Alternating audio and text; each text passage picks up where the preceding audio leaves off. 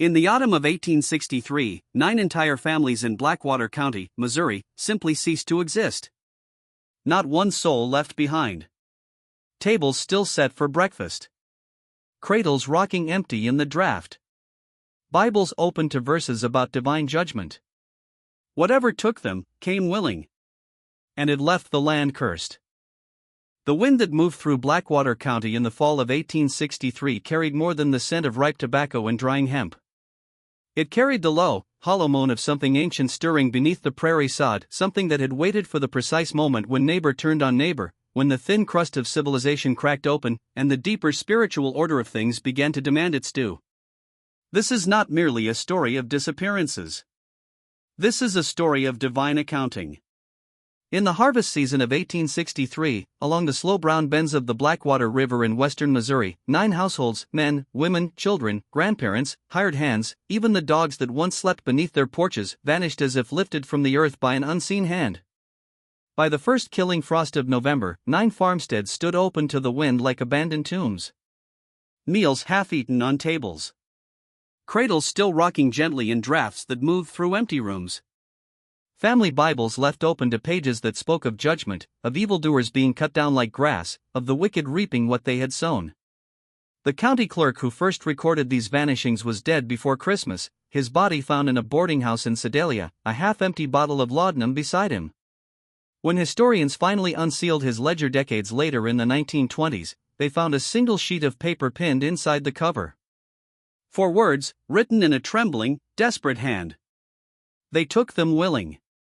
Those 4 words have never been explained. Not to the satisfaction of any rational mind. Because to understand them, you must first descend into the particular kind of American darkness that blooms only when the larger war has moved on, when the great armies are far away, and the only soldiers who come knocking are the ones who remember old grudges, old stolen kisses, old unpaid debts, and who now carry pistols instead of plows. You must understand what happens to a land when the ordinary rules of mercy, of kinship, of basic human decency are suspended. When the fear of God Himself seems to have left the country, something else always moves in to fill the vacuum. Blackwater County in the summer of 1863 was still beautiful in the way only border country can be beautiful, rolling prairie cut by stands of oak and hickory, limestone outcrops glowing bone white in the moonlight, cold springs bubbling up from deep in the earth like whispers from another world. The soil was rich enough to grow strong crops of hemp, tobacco, and winter wheat. Families had come here since the 1830s, mostly Scotch-Irish stock from Kentucky and Tennessee, bringing their accents thick as sorghum, their stubborn pride, their recipes for cornbread and corn whiskey, and their deep, almost ferocious attachment to blood and land. They were not wealthy people. A few owned 1 or 2 enslaved souls, usually house servants and a field hand, but most worked their own 160-acre claims with calloused hands and their own sons beside them. They raised barns together. They sat up with one another through fevers and childbirth. They buried their dead in small family plots on the back 40, under crude wooden crosses that eventually gave way to modest stones. On Sundays they filled 4 little white-frame churches, singing hymns that shook the rafters, praying for protection in a world that already felt like it was sliding toward judgment. They trusted one another. They had to. The nearest doctor was half a day's hard ride in good weather. When a child burned with fever at midnight, you didn't wait. You saddled a horse, rode through the dark to the nearest neighbor, and that neighbor, no matter the politics, no matter the grudge, would pull on his coat and come. That web of trust was the first casualty of the war.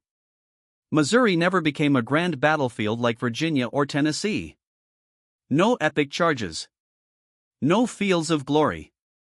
Instead, it suffered something far more intimate and far more terrible, a war of neighbor against neighbor. The boy who once courted your daughter now rode up your lane with a pistol and a list. The man who helped you raise a barn in '59 now informed on you to the home guard for a handful of silver or an old score. Families split down the middle. Congregations tore themselves apart. Old men who had voted Whig or Democrat their whole lives now voted with rifles in the night. And into this broken country came the bushwhackers. They called themselves partisan rangers. Boys. Guerrillas. The Union called them murderers. Small bands of 10 to 20 men, armed with revolvers and shotguns, moving like shadows through the timber and river bottoms. They burned out Union sympathizers. They ambushed federal patrols. They lived off the civilian population, demanding food, horses, information. Refuse them, and your barn went up in flames. Sometimes your family with it. The Home Guard and Missouri militia answered in kind, often men settling private vendettas under the color of authority. A farmer might be robbed at breakfast by one side and robbed again at supper by the other. In such a world, killing witnesses became simple housekeeping. Every soul in Blackwater County knew what had happened at Lawrence, Kansas, on August 21, 1863. William Quantrill and 450 riders had descended on the town at dawn. By sunset, nearly 150 unarmed men and boys lay slaughtered in the streets while their wives and mothers watched. The town burned. 4 days later came General Order No. 11, the federal response that turned 4 Missouri counties into a wasteland. 20,000 people driven from their homes in 15 days. The burnt district. A landscape of chimneys standing like gravestones over fields of ash. Blackwater County was not officially named in the order. But it had a federal garrison by mid-September. And that garrison was commanded by Captain Josiah Pickering of Illinois, a man given broad discretion and, some said later, a soul already leaning toward darkness. This was the land. This was the hour. And then the first family vanished. The Hollister place, September 14, 1863. Ephraim Hollister was 51 years old. A widower. A man of strict Baptist conviction who did not drink, did not curse, and had never turned a traveler away from his door. His wife Martha had died of milk sickness in 1858. He had raised the remaining children with the help of his oldest daughter Rebecca, whose own husband had fallen at Wilson's Creek in 61. 2 small grandchildren slept in the back bedroom. 3 grown sons still worked the 160 acres with him. It was good land on the eastern branch of the Blackwater. A solid cabin with a stone chimney that had stood for 20 years. A springhouse where butter stayed cool even in August. A smokehouse heavy with hams. A tobacco barn. A team of strong Belgian draft horses bought the previous spring in Boonville. Everything in its place. Everything speaking of honest labor and quiet fear of the Lord. Asa Crenshaw, 63, a Methodist lay preacher with a bad limp, had known Ephraim for 22 years. They had harvested together, buried each other's wives, shared the last good jug of peach brandy on the 4th of July in 62, arguing politics until the moon went down. On the morning of September 14, Crenshaw rode over to borrow a whetstone for his scythe. The silence hit him first. No dogs. The Hollisters kept 3 good hounds and a yellow mongrel that always met visitors with a wagging tail. Nothing. Not even a bark. The chickens scratched in the yard, but no one had thrown them corn. Ephraim did that every single morning before breakfast. You could set a watch by it. Then Crenshaw saw the front door standing half open, a gingham apron caught on the latch, flapping softly in the breeze like a surrender flag. He called out. No answer. He tied his mule and stepped onto the porch. The silence inside the cabin had weight, the kind of silence a countryman recognizes the way he recognizes the sound of a coming storm. Heavy. Watching. Waiting. He pushed the door open. The table was set for 7. Cornbread still in the skillet on the hearth, cold now, a knife laid neatly beside it. A pitcher of buttermilk beginning to curdle in the warm morning air, a single fly walking its rim. 7 plates. 7 tin cups. 7 places laid with spoons and knives. Not one bite taken. A half-peeled apple lay on a cutting board, the long spiral of peel still attached, as though the hand holding the knife had simply stopped mid-motion and walked away forever. In the back bedroom, Rebecca's bed was unmade, the quilt thrown back as if she had risen quickly to answer a call. A child's rag doll lay on the floor, one button eye missing, staring blankly at the ceiling. Up in the loft where the son slept, a clean shirt lay folded on a bed, waiting for a body that would never return. Outside, the draft horses stood quietly in the barn. The wagon remained under its lean-to. Nothing stolen. Nothing broken. No blood. No signs of struggle. No wagon tracks leading away that weren't weeks old. Only one thing was out of place. The family Bible, which always rested on a small shelf above the hearth, had been taken down and opened on the table beside the cold cornbread. It lay face up, turned to the 37th Psalm. Fret not thyself because of evildoers, for they shall soon be cut down like the grass, and wither as the green herb. Asa Crenshaw stood in that empty cabin for a long time, the weight of the silence pressing down on his shoulders like the hand of God himself. He later told the sheriff he felt, in that moment, as though he were standing in a place that had already been judged. He rode to New Salisbury that same afternoon and reported the Hollisters missing. By the time the sheriff arrived the next morning, the wind had already begun to move through the open cabin like a mourner. And somewhere out across the rolling prairie, in the timber and the river bottoms, something ancient and patient was still moving. It had taken the first family willingly. And it was not finished. The autumn wind that moved across Blackwater County in 1863 no longer felt like the breath of harvest. It felt like the slow exhale of judgment, cold, patient, and final. What began with the Hollister family did not end there. It unfolded like the pages of an open Bible, each new disappearance revealing another verse in a story older than the war itself, the story of how a land stained by betrayal calls forth its own reckoning. Sheriff Reuben Vaughn was a tired, weathered man who had spent 11 brutal years trying to keep order in a county that no longer believed in order. When Asa Crenshaw rode into New Salisbury with news of the missing Hollisters, Vaughn listened without expression, then saddled up with 2 deputies the next morning. They found the farm exactly as described. The silence inside the cabin pressed against their chests like a physical weight. Vaughn stood at the breakfast table for a long time, staring at the 7 untouched place settings, the cold cornbread, the half-peeled apple with its perfect spiral still dangling. He reached out, closed the open Bible gently, and returned it to its shelf above the hearth. But he could not close the feeling that had entered him. For the first time in his life as a lawman, Reuben Vaughn felt afraid of something that carried no gun. It was the fear of absence. Of a cradle that should have held a child. Of a dog that should have barked. Of lives erased so cleanly it felt like the hand of God had simply lifted them away, or something wearing the mask of divine authority. Because there was a war on, and people disappeared in Missouri every single week for 100 ugly reasons, Vaughn did what sheriffs had to do in 1863. He filed the report. He placed the case at the back of his drawer. And he waited to see if anyone would come home. No one did. 6 days later, on September 20th, the Tillman family vanished. 8 souls. A hard-working clan whose cabin sat near a clear spring surrounded by walnut trees. This time it was supper that had been prepared and abandoned. Beans and ham and fresh cornbread gone cold in the iron pot. Beds unmade. A half-mended shirt still threaded with needle and yarn. Livestock lowing hungrily in the pens. No blood.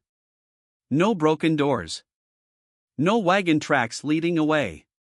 But the detail that haunted every man who walked through that cabin was the old grandmother, Eliza Tillman, 74 years old, bedridden for 3 years with crippling arthritis that made her scream in pain whenever she was moved. Her bed was empty.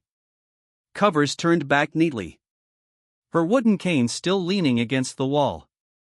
Her small glass of laudanum on the bedside table, not one drop spilled. Whoever had taken her had lifted that suffering woman with impossible gentleness. For days after that, on September 24th, the Lom family disappeared, 9 people in total. The Lom girl, Sarah, 18 years old and radiant with hope, had been engaged to marry Caleb Renfro from across the river. Her wedding dress, sewn with 7 months of careful night work by lamplight, lay perfectly arranged on her bed, pins still in place for the final fitting. A small bouquet of pressed wildflowers, tied with a faded blue ribbon, rested on the pillow beside it. The flowers were already beginning to brown at the edges. When Caleb Renfro heard the news and rode over, he sat on the edge of that bed for nearly 2 hours without speaking or moving. He stared at the dress as though it were a holy relic. When he finally rose, his face had changed. Later he told his father, Sarah would not have left that dress. Not for anything on this earth. Not even for the devil himself. 3 weeks later, Caleb Renfro was found hanging in his father's barn. The coroner called it suicide. His father, who cut the body down at dawn, whispered to The rope burns that he was not so sure. By the 1st of October, Sheriff Vaughn had 3 empty households on his desk and a growing sickness in his gut. These were not ordinary bushwhacker raids. Bushwhackers stole horses. They took food. They burned and killed for revenge or sport. They did not carry away bedridden grandmothers without spilling medicine. They did not leave valuable draft horses and wagons untouched. And they most certainly did not move entire families so quietly that not a single dog barked within 3 miles. The Lom farm lay only 800 yards from Asa Crenshaw's place. The old preacher had been awake all night with a sick calf. He heard nothing, no hoofbeats, no voices, no screams. Only, around 2 in the morning, the faint squeak of a single wagon axle passing along the river road. He had thought nothing of it at the time. On October 3, Vaughn rode to the federal garrison and asked Captain Josiah Pickering for help. Pickering was 34, thin-faced, sharp-eyed, with a neatly trimmed beard and the flat accent of Illinois. He listened while cleaning his fingernails with the tip of a penknife. He asked calm, precise questions about the family's political sympathies. When Vaughn said they were ordinary people, neither strong Union nor strong secessionist, Pickering nodded thoughtfully and made a note in a small leather book. Then he told the sheriff, with professional regret, that the garrison lacked both the men and the orders to investigate civilian disappearances in an active war zone. Vaughn should focus on protecting the living. Reuben Vaughn left that meeting with a coldness he could not name.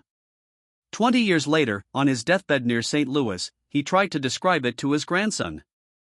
It was the feeling, the old man whispered, of speaking to a man who already knew every answer, and was politely waiting for you to stop asking questions. Eyes that had already measured your worth like livestock at auction.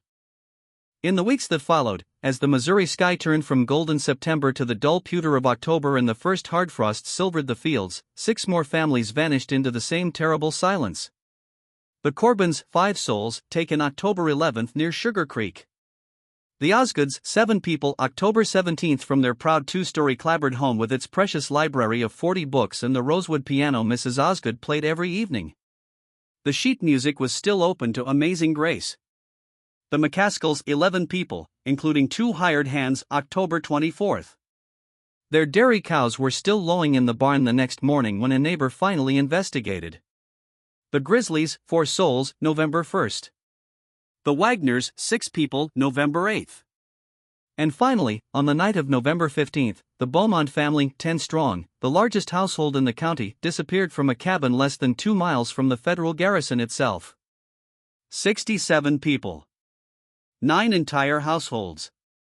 Not one body recovered. Not one witness. Not one gunshot or scream heard in the night. The community's response was not panic.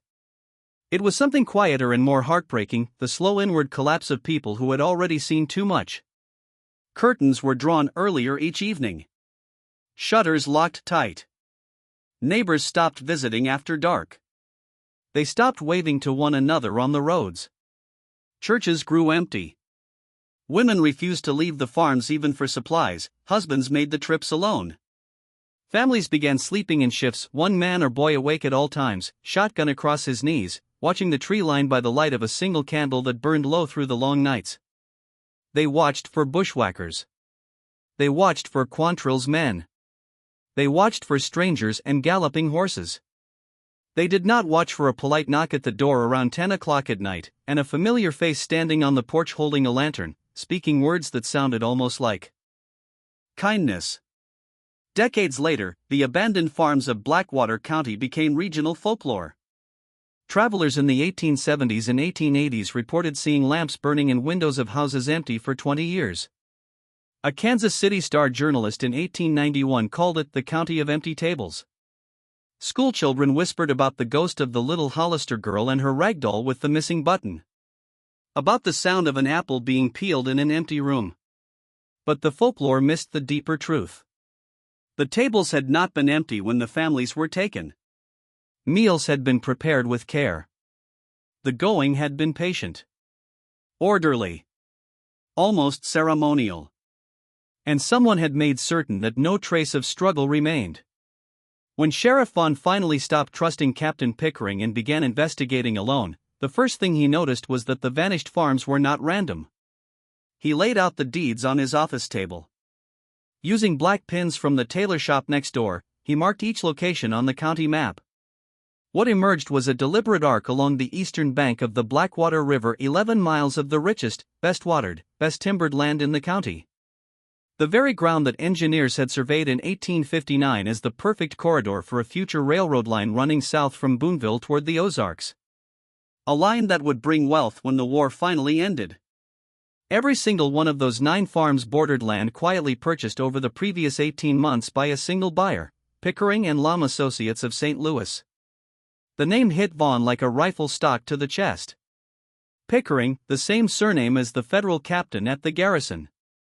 Lum, the same surname as Calvin Lum, the fiery patriarch who had vanished with his entire family on September 24. The same man who had stood on the courthouse steps that summer, pounding his fist and warning every farmer not to sell their land to St. Louis speculators. The man who carried a small notebook filled with the names of those he believed were betraying their neighbors for profit. Vaughn spent 6 long hours in the county recorder's office the next day. What he uncovered was systematic. 41 parcels had been bought by Pickering and Lum Associates at suspiciously low prices. Some from desperate widows whose husbands had been killed by guerrillas. Others from families listed as having relocated to Illinois or Iowa, though no one in Blackwater County ever heard from them again. The pattern was clear. The best land along the future railroad corridor was being quietly consolidated while the war provided perfect cover. Families who refused to sell simply disappeared. As Vaughn sat alone in his office that night, lantern light flickering across the map and the deeds, he felt the weight of something far darker than greed. Something that had used the chaos of war, the fear of bushwhackers, and the authority of a federal uniform as instruments of a deeper evil. He remembered the open Bible on the Hollister table. He remembered the 37th Psalm, "Fret not thyself because of evildoers, for they shall soon be cut down like the grass." But what if the evildoers believed they were the instruments of judgment? What if they had convinced the families themselves that going with them was the only righteous choice? Vaughn closed the ledger slowly. Outside, the wind moved through the empty streets of New Salisbury like a mourner searching for the dead. He now understood the 4 terrible words the county clerk had written before drinking laudanum and choosing death. They took them willing. And the worst part, the part that would haunt Reuben Vaughn until his final breath, was the growing certainty that the families had indeed walked out into the night of their own free will. Led by familiar voices. Carrying their own lanterns.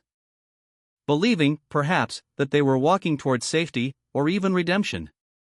But something ancient and merciless had been waiting for them in the darkness along the Blackwater River. And it was still hungry. The autumn of 1863 had stripped the Missouri countryside to bone and shadow. Leaves the color of dried blood clung desperately to the oaks along the Blackwater River before surrendering to the wind. In that season of dying things, Sheriff Reuben Vaughn began to see the true shape of the evil that had emptied 9 homes. It was not the blind violence of bushwhackers. It was something colder, more calculated, a sin dressed in the language of business and the authority of the state. A betrayal that wore the face of salvation. Vaughn was no longer the tired lawman simply filing reports. He had become a man walking the narrow path between duty and damnation, carrying the growing weight that only those who uncover hidden evil must bear. The kind of knowledge that, as the old preacher would later say, no man in 1863 Missouri could carry alone and still live. He returned to the abandoned Wagner cabin with fresh eyes and a lantern that burned longer into the night. He searched like a man looking for the devil's own signature. Behind cupboards. Inside trunks. Under loose floorboards beneath the main bed. There, wrapped in oilcloth and tied with a faded strip of cotton, he found a small packet of letters addressed to Samuel Wagner. 6 letters. Written over 4 months by a man named Horace Osgood, agent for Pickering and Lum Associates. The same surname as the vanished Osgood family. Vaughn sat on the edge of the dusty bed as slanted afternoon light cut through the single window like a blade of judgment. He read them in order, feeling the temperature in the room drop with every page. The first, dated June 8, was polite business correspondence. A St. Louis firm interested in post-war development. A fair market price offered for the 120 acres. The second and third raised the offer 15%, then again, and mentioned, almost casually, that several neighbors had already accepted and relocated to find new land in central Iowa, arranged by the company itself. The fourth letter changed. It named Wagner's wife. It inquired with false tenderness about young Elias, just starting at the county school. It spoke of the very dangerous place the countryside had become for families with children. A man with little ones, it warned, bore responsibilities a childless man could never fully understand. The fifth, written 6 days before the Hollisters vanished, lingered on the impossibility of protecting a rural family from bushwalkers and home guard alike. It expressed genuine hope that Wagner would reconsider before events overtook them. The sixth and final letter, dated October 4, contained the sentence that broke something inside Sheriff Vaughn. He slid down to the cabin floor, face in his hands, the paper trembling. "We have arrangements, Mr. Wagner, that can provide for the safety of your family in exchange for your cooperation. We would be grieved to see you refuse a kindness that others in your position have been grateful to accept." Others in your position. Vaughn rode back to town that evening with the letters heavy in his saddlebag, as though they carried the souls of the missing. That night, in the small rented room above the dry goods store, the pieces began fitting together into a terrible mosaic. Some families had been coerced with fear. Told that guerrillas or vengeful militia were coming for them. Offered safe passage out of the county, perhaps even new land in Iowa or Illinois, in exchange for signing over their deeds. They had walked out at night, believing they were being rescued. Believing a familiar face or a man in uniform was showing them mercy in a merciless time. The first few families may have even reached safety. Their letters back would have served as proof, the necessary bait to lure the next households into the trap. But somewhere along the line, the mathematics of greed had shifted. Why spend money on distant land and train tickets when the river was closer? Why honor promises when the dead make no complaints and the war provided perfect cover for forged deeds? Vaughn now understood the 4 trembling words the county clerk had pinned inside the ledger before choosing laudanum and death. They took them willing. The families had gone willingly. Led by voices they trusted or feared enough to obey. Escorted into the night carrying their own lanterns, clutching children's hands, believing they were walking toward salvation. All while their betrayers knew the road ended in darkness. But Vaughn still did not know the final destination. He did not yet know how deep the conspiracy ran. He did not know which of his neighbors had sold their souls for a share of the future railroad wealth. On the morning of November 22, 1 week after the Beaumont family disappeared, Sheriff Reuben Vaughn rode to the federal garrison with a canvas satchel containing the Wagner letters, copied deed records, and a list of 41 parcels acquired through fraud, coercion, or murder. He intended to confront Captain Josiah Pickering directly and give him one chance to explain himself before sending evidence to the provost marshal in Jefferson City. Pickering received him cordially. Offered coffee. Listened without interruption for 45 minutes as Vaughn laid out the case with the steady voice of a man building a gallows of truth. The captain examined every document. Read the letters slowly, one by one. When finished, he set the final page down and looked at Vaughn with a small, thoughtful expression. "Sheriff," he said smoothly, "you have done remarkable work. I am going to ask you to do one more thing. Wait here in this office for 1 hour while I send for a colleague from the provost's office in Sedalia. He needs to hear this from you directly. Will you wait?" Reuben Vaughn, veteran of 11 hard years wearing the badge in Missouri, looked across the desk and saw no deceit. No flicker. Pickering's face was smooth as a plate, empty, polite, and utterly without soul. The face of a man who believed himself an officer and a gentleman while arranging the deaths of neighbors. Vaughn agreed to wait. Pickering rose, put on his coat, and left. What happened in the next 40 minutes came to Vaughn in fragments of terror and clarity. Through the closed door, he heard the captain's calm voice giving instructions to a sergeant, words that included no trial, river, and tonight. In one freezing instant, the sheriff understood what those 3 words meant when joined together and what they had meant on 9 previous occasions. He climbed out the office window. Dropped into a narrow alley. Moved like a hunted animal through the stable yard, crouching behind a water trough while a stable hand whistled only feet away. He cut the reins of a cavalry horse with his pocketknife and rode south through the timber with two troopers firing revolvers at his back. A Federal bullet passed through the crown of his hat. That same afternoon, from a safe farmhouse 5 miles west, Vaughn wrote a desperate letter to his sister in St. Louis. He described what he had heard. He asked her to safeguard the letter and, if anything happened to him, deliver it to a specific lawyer. He closed with words she would repeat for decades. "I have seen a face that belongs to the worst man I have ever met. And the worst thing about it is that it is the face of a man who believes himself to be an officer and a gentleman and has never for one moment doubted that he is." Vaughn did not ride to Jefferson City. He understood the conspiracy likely reached far higher than one captain. Instead, he disappeared into the timber country along the Missouri River, surviving for 3 weeks in barns and root cellars. Moving every second night. Never sleeping in the same place twice. He documented everything in a small leather-bound notebook kept inside his shirt: names, dates, transactions, the exact wording of the letters, the words heard through Pickering's door. Then, in the first week of December, he did the one thing no one has ever fully understood. He rode back into Blackwater County. He avoided the county seat. He did not go home to his wife, who waited in agony, not knowing if she was a widow. Instead, in the dead of night, he rode to the farm of Asa Crenshaw, the old Methodist lay preacher who had first discovered the empty Hollister cabin. Crenshaw took him in. Fed him. Listened for 4 hours by the light of a single tallow candle as Vaughn poured out the entire conspiracy. When the sheriff finished, the old preacher sat in heavy silence, hands folded, eyes fixed on the flame. Finally, Crenshaw spoke words Vaughn copied into his notebook that night. "I think I know where they are, Sheriff. I think I have known for some time. And when I show you, you will understand why I have not spoken sooner. You will not find it in yourself to judge me too harshly. I am an old man with a wife who cannot feed herself and 2 grandchildren in the back room. The knowledge I carry is the kind that a man in this country, in this year of our Lord, cannot bear alone and live." Before dawn the next morning, the 2 men rode south along the Blackwater River to a place the old French voyagers had called the Bend. Here the river made a sharp hook around a high limestone bluff, carving a deep, dark pool at its base. The water was 40 feet across, its depth uncertain. Local children had been warned away for generations. The current was treacherous. Limestone slabs sometimes sheared off without warning. And the old people said the pool did not give back what it took. 2 boys had drowned there in the 1840s. Another in the 1850s. None of the bodies were ever recovered.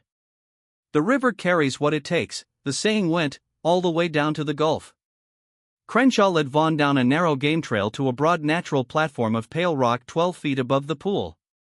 Halfway down, they passed a shelf where the limestone had been recently disturbed, fresh scratches where heavy stones had been rolled. The earth beneath was softer, dug and refilled many times. Along the edge of the platform, where a person might pause before stepping into whatever came next, the rock face was scored with the marks of boot nails and the desperate drag of heavy heels. The 2 men stood in silence as the first gray light touched the water. The river moved below them, slow, brown, and eternal, carrying secrets south toward the Missouri and eventually the sea. Vaughn felt the spiritual weight of the place. This was no ordinary killing ground. This was a place where greed had become idolatry. Where men who called themselves Christians had traded their neighbors' lives for future railroad money and post-war profit. Where the sin of Judas, betrayal with a kiss and a promise of safety, had been repeated 67 times. Somewhere in the darkness of that pool, or carried downstream, lay the remains of entire families who had been led there by familiar faces. Grandmothers lifted gently from beds. Children clutching rag dolls. Brides leaving wedding dresses behind. All of them told they were being saved. The land itself seemed to mourn. The wind moving through the limestone bluff sounded like a low, endless lament. A divine accusation against a county that had allowed sin to flourish in the spaces between armies. Sheriff Reuben Vaughn stood on that platform and understood that the true horror of Blackwater County was not merely murder for land. It was the perversion of trust, the weaponization of mercy, and the willing participation of the victims who had been deceived into their own destruction. He did not yet know the full truth of what Crenshaw would show him next. He did not know how deep the rot had spread. But as the river whispered below, he felt the cold certainty that some evils are not committed by monsters in the night. They are committed by respectable men in uniforms who offer coffee, read your evidence politely, and then arrange for you to join the others at the bottom of the pool. And the land remembers. The Blackwater River still flows today. Some say that on certain autumn nights, when the wind moves just right through the limestone, you can hear the faint sound of a child's voice calling from the water, asking why the familiar face led them there. They took them willing. And the river is still keeping the ledger.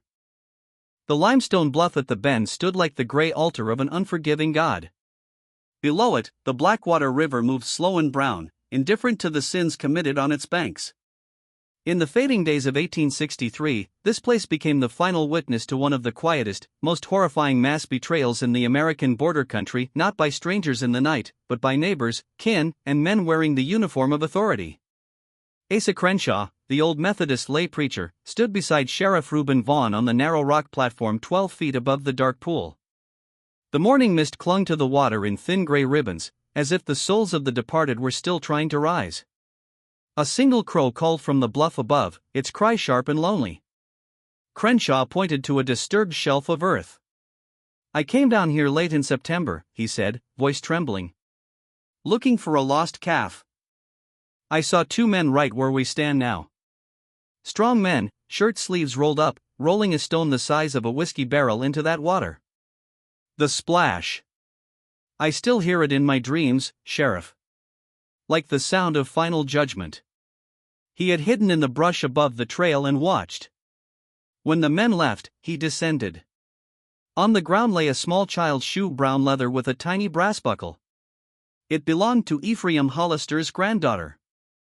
Crenshaw had seen her wearing it at the camp meeting the previous August.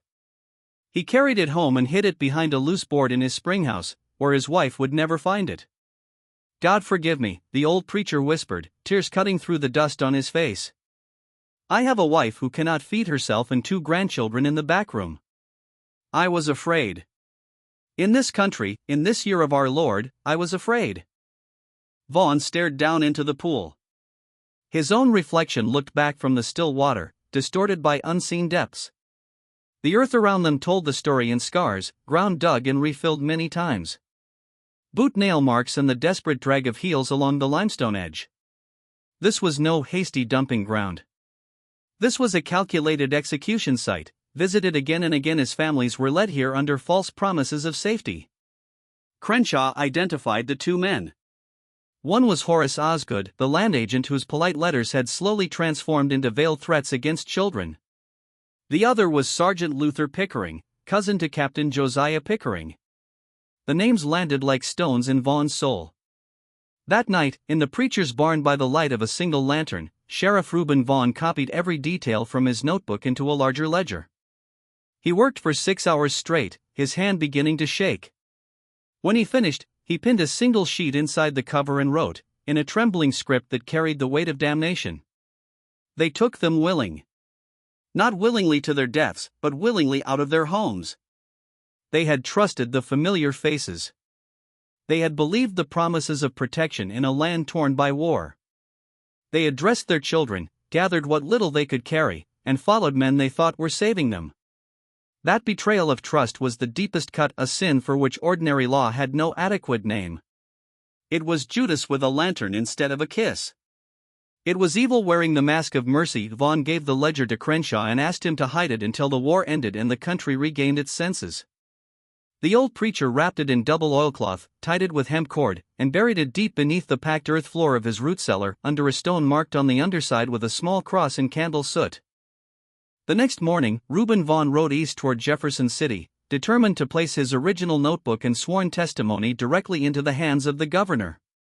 He never arrived. On December 19, 1863, his body was found in a creek bed 40 miles east of Blackwater County, 2 pistol balls in the back of his head. The official report blamed persons unknown, probably bushwhackers. His horse vanished. His saddlebags were empty. The notebook was gone. His widow received only a brief letter of condolence from the provost marshal's office, his watch, and his wedding ring cut from his finger, returned in a plain paper envelope with no explanation. The county clerk, Elijah Redern, who had helped Vaughn compile the original list of missing families, understood enough when he heard the news. On Christmas Eve, he wrote a summary in the margins of the missing persons register, pinned the same 4 words inside the cover, drank an entire bottle of laudanum, and laid down with his hands folded over his chest. He was found on Christmas morning. The coroner called it an accidental overdose for nervous complaints.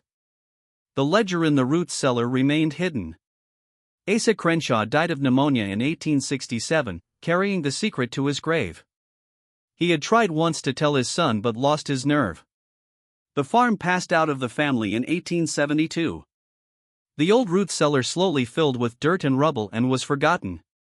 In the spring of 1923, a young historian named Ellsworth Hadley arrived in Blackwater County researching the civilian toll of the Missouri Guerrilla War. From the deathbed whispers of Asa Crenshaw's granddaughter, he learned of the buried ledger. With permission from the current landowner, he dug in the drizzling April rain. On April 11, his hands raw and cold, he unearthed the oilcloth packet. Inside, remarkably preserved, was Reuben Vaughn's second ledger.